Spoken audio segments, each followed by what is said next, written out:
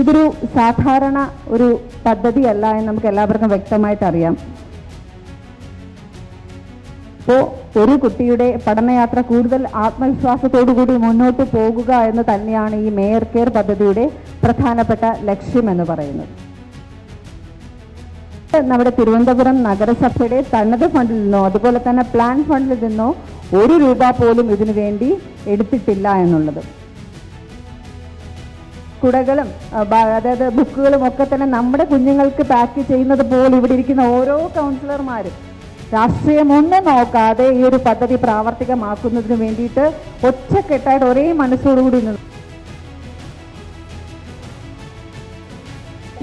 നിങ്ങളുടെ പുഞ്ചിരി കാണാനാണ് ഞങ്ങൾ ഇതൊക്കെ ചെയ്യുന്നത്.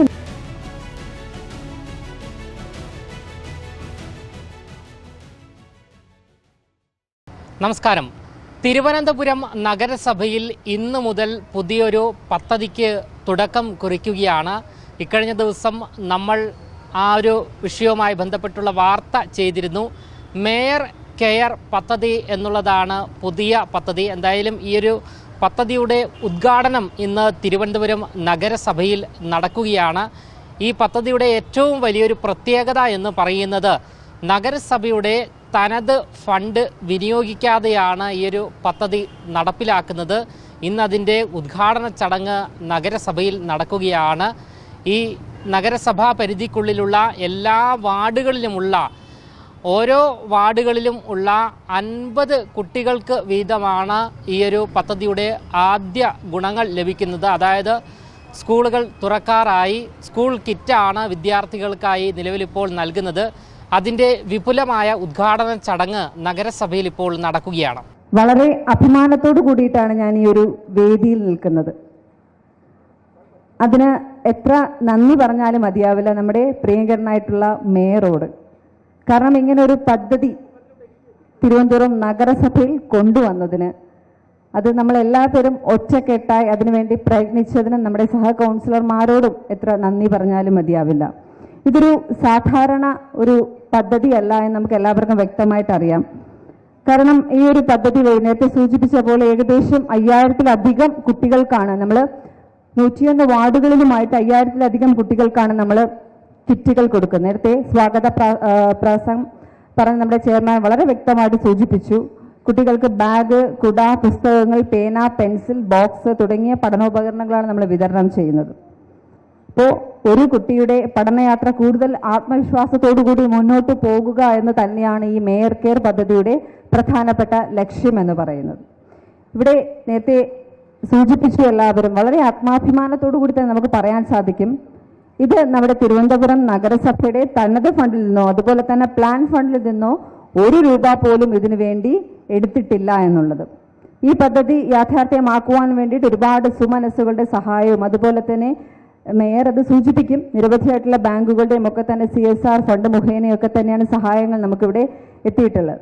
ഈ ഒരു പദ്ധതി നമുക്കറിയാം, ഇത് ഒരു പാക്കിങ്ങുമായി ബന്ധപ്പെട്ട നിരവധിയായിട്ടുള്ള വീഡിയോസും ഒക്കെ തന്നെ പുറത്തു വന്നിരുന്നു. ഇത് കണ്ട് രാവിലെ ഞാൻ മേയറോട് സംസാരിച്ചപ്പോൾ അദ്ദേഹം സൂചിപ്പിച്ചു, ഇപ്പോഴും നിരവധിയായിട്ടുള്ള ആളുകൾ തിരുവനന്തപുരം നഗരസഭയിൽ ഒരുപാട് കാര്യങ്ങൾ ചെയ്യുന്നതിന് വേണ്ടിയിട്ട് വിളിക്കുന്നുണ്ട്. ഇനിയും ബാഗുകളും അതുപോലെ തന്നെ ബുക്കുകളും ഒക്കെ തന്നെ സ്പോൺസർ ചെയ്യുന്നതിനും ഒക്കെ തന്നെ ഒരുപാട് പേര് വിളിക്കുന്നുണ്ട് എന്നാണ് മനസ്സിലാക്കാൻ സാധിച്ചത്.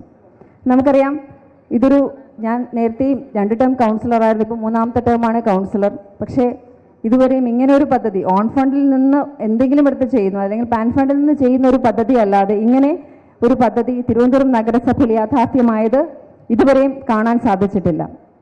അപ്പോൾ ഇങ്ങനൊരു പദ്ധതി വരുമ്പോൾ തീർച്ചയായിട്ടും, കാരണം എനിക്ക് അതിൽക്കാൾ കൂടുതൽ സന്തോഷം തോന്നിയത് ഈ ഒരു പദ്ധതി നമ്മൾ ഇത് ചെയ്യുന്നതിന് വേണ്ടി നമുക്കറിയാം 5000-ഓളം ബാഗുകൾ, ബാക്കി പഠനോപകരണങ്ങളൊക്കെ തന്നെ ഇവിടെ നമ്മൾ കൂട്ടിയിട്ടിട്ടുണ്ടായിരുന്നു. അത് പാക്ക് ചെയ്യുന്നതിന് ഇവിടെ ഓരോ കൗൺസിലറും രാത്രിയെന്നില്ല പകലെന്നില്ല, ഇവിടെ BJP കൗൺസിലേഴ്സ് എന്നോ അല്ലെങ്കിൽ കോൺഗ്രസിന്റെ കൗൺസിലേഴ്സ് എന്നോ CPMന്റെ കൗൺസിലേഴ്സ് എന്നോ അങ്ങനെ ഒന്നുമില്ലായിരുന്നു.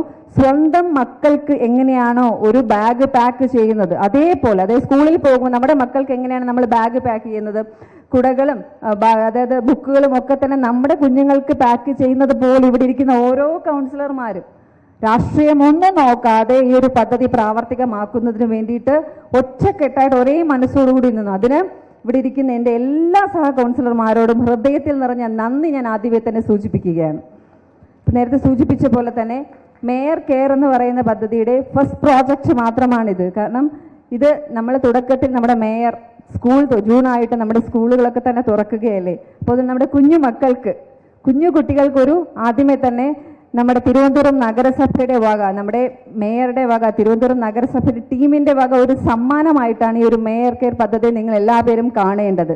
കാരണം നേരത്തെ ഞാൻ സൂചിപ്പിച്ച പോലെ തന്നെ ഇതൊരു പൈലറ്റ് പ്രോജക്റ്റ് മാത്രമാണ്. ഇനി ഒരുപാട് പ്രോജക്റ്റുകൾ മേയർ കെയറിൻ്റെ രീതിയിൽ വരുവാനായിട്ട് പോകുകയാണ്.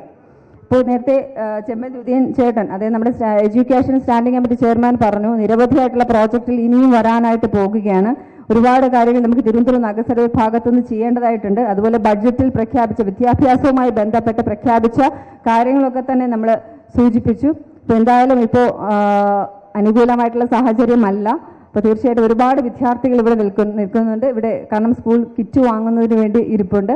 അപ്പോൾ എന്തായാലും നിങ്ങളുടെ പുഞ്ചിരി കാണാനാണ് ഞങ്ങൾ ഇതൊക്കെ ചെയ്യുന്നത്. നിങ്ങൾ പഠിച്ച് നല്ല രീതിയിൽ കാരണം നിങ്ങൾക്ക് ചിലപ്പോൾ എഞ്ചിനീയേഴ്സ് ആവാനായിരിക്കാം, ഡോക്ടേഴ്സ് ആവാനായിരിക്കാം, സയൻറ്റിസ്റ്റ് ആവാനായിരിക്കാം, അല്ലെങ്കിൽ ഇതുപോലെ ജലസേവകരാവാനായിരിക്കാം, ഒക്കെ തന്നെയായിരിക്കും നിങ്ങൾക്ക് ഇഷ്ടം. എന്നാലും ഏറ്റവും നല്ല ഹ്യൂമൻ ബീയിങ് ആയി വളർന്നു വരിക, അതിനു വേണ്ടിയിട്ടായിരുന്നു. അതായിരിക്കണം നമ്മുടെയൊക്കെ തന്നെ ലക്ഷ്യം. അതാണ് നമ്മൾ കാണേണ്ടത്. ഇനി നമ്മൾ കോർപ്പറേഷൻ വരുമ്പോൾ ഇവിടെയൊക്കെ നമ്മളെല്ലാവരും മാതൃകയാകുന്ന കുട്ടികളായിട്ട് വേണം നിങ്ങൾ നമ്മുടെ മുന്നിലേക്ക് വരുവാൻ വേണ്ടിയിട്ട്. അതുപോലെ പ്രിയപ്പെട്ട അധ്യാപകരെ ഇവിടെ ഇരിക്കുന്നത്, കാരണം ഈ കുട്ടികളൊക്കെ തന്നെ ഇവിടെ എത്തിയത് നിങ്ങളൊക്കെ തന്നെ സെലക്ട് ചെയ്തവരാണ് ഇവിടെ ഇരിക്കുന്നത്. ഞങ്ങളിവിടെ ഇരിക്കുന്ന കൗൺസിലേഴ്സ് ഒന്നും തന്നെ സെലക്ട് ചെയ്തവരൊന്നുമല്ല. നിങ്ങളുടെ കുഞ്ഞുങ്ങളെ നിങ്ങൾക്കറിയാം. കാരണം അച്ഛനമ്മമാരെക്കാളും കൂടുതൽ സമയം അധ്യാപകരോടാണ് കുട്ടികൾ കൂടുതൽ ഇരിക്കുന്നത്. കാരണം ഈ പേടിയുള്ളൊരു കുട്ടിയെ ആത്മവിശ്വാസമുള്ള കുട്ടിയായി വളർത്തിക്കൊണ്ട് വരുന്നത് നിങ്ങൾ ഓരോ അധ്യാപകരുമാണ്. തീർച്ചയായിട്ടും അവരുടെ വളർച്ചയിലൊക്കെ തന്നെ നിങ്ങളുടെ പങ്കുണ്ട്. തീർച്ചയായിട്ടും അവരെ മാതൃകാപരമായി വളർത്തിക്കൊണ്ട് പോകുക. അതുപോലെ തന്നെ പ്രിയപ്പെട്ട രക്ഷാകർത്താക്കളെ ഒക്കെ തന്നെ എല്ലാവർക്കും നമ്മുടെ മക്കളെ ഏറ്റവും നല്ല വിദ്യാഭ്യാസം കൊടുക്കാൻ വേണ്ടിയിട്ടാണ് നമ്മൾ എല്ലാവരും ഇരിക്കുന്നത്. ഏറ്റവും നല്ല വിദ്യാഭ്യാസം കൊടുത്ത് അവരെ പഠിക്കുവാൻ വേണ്ടി മാത്രം പഠിക്കണം. തീർച്ചയായിട്ടും പഠിച്ച് നല്ല രീതിയിൽ വളരണം. പക്ഷെ പഠിത്തം മാത്രം പോരാ. നേരത്തെ ഞാൻ സൂചിപ്പിച്ച പോലെ നല്ല രീതിയിൽ സമൂഹത്തിന് മാതൃകയാകുന്ന തലത്തിൽ വളർത്തിക്കൊണ്ട് വരുവാൻ വേണ്ടിയിട്ട് നമ്മൾ തന്നെ ഇനിഷ്യേറ്റീവ് എടുക്കുക.